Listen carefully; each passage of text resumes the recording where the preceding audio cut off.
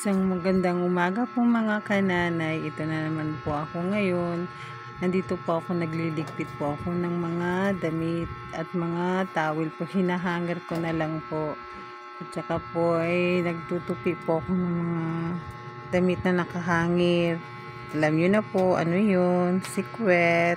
Kaya wait na lang. Habang ako po yung nagdra-dryer ko doon at nagwa-washing po ako doon ng mga damit po namin kasi isang linggo na po akong hindi naglalaba.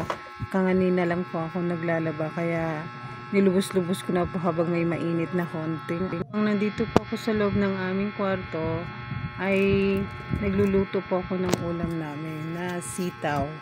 At tinutupi ko pa po yung nakahangir dito ng mga damit, mga sikwet, sometimes.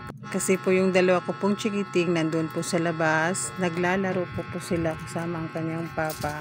Kaya po nandito po ako sa loob. Nililigpit ko lang po yung mga kalat, konti-konti. Habang hindi po pumapasok yung dalawang bata. At ngayon po ay titignan ko po muna yung niluluto kong ulam namin na sitaw na may manok.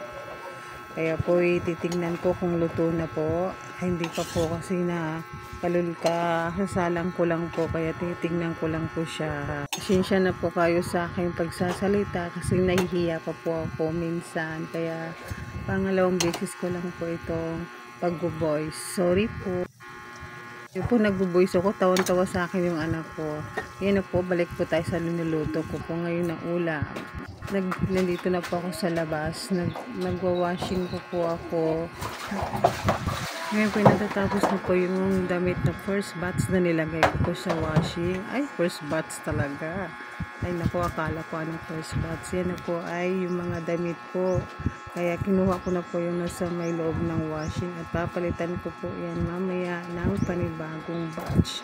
Kaya pasensya na po kayo sa aking voice. Kung ako po ay nagkuha ng mga damit, may nagsasalita po dyan kaso hindi nyo lang po maririnig. Pasensya na po kayo. Okay po, ayan na po tayo. Kinukuha ko po ulit yung laman ng washing kasi nga may nagtanong po sa akin kaya umalis ako konti. Tatapusin ko lang po yung ginagawa ko. At ngayon maglalagay po ako ulit ng panibagong batch na damit na ilalagay ko po sa washing kasi para po matapos-tapos na po ako sa aking paglalaba. Kaya heto na naman po ulit tayo mga kananay. Tatapusin natin ang lahat ng ating mga labahin sa araw na ito. Ay naku po mga kananay, ganito ang buhay ng isang nanay naglalaba. Minsan lang po ako maglalaba sa isang linggo, isang beses lang po tuwing Sabado. At Lunes hanggang Biyernes po ako naman po ay makahapit sa aking anak papuntang iiwanan ko muna sandali ang aking labahan at papasok po ako ulit doon sa aking niluluto. Ayan po ay tapos na po yung niluluto kong ulam pangtanghalian po namin ng sitaw na may manok. Yan po yung manok yung natira namin noong bagong taon po. Kaya yan nilalagyan po namin ng sitaw.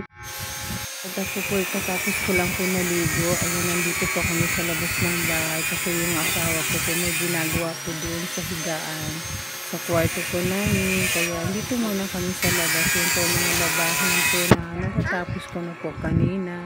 Hindi ko na lang po pinapakita kasi dami ko na pong ginagawa. Gutom na po ako kanina kaya kumain na po ako. So bye bye po. Good luck. Subscribe po kayo sa YouTube channel po, Judy Bolivar.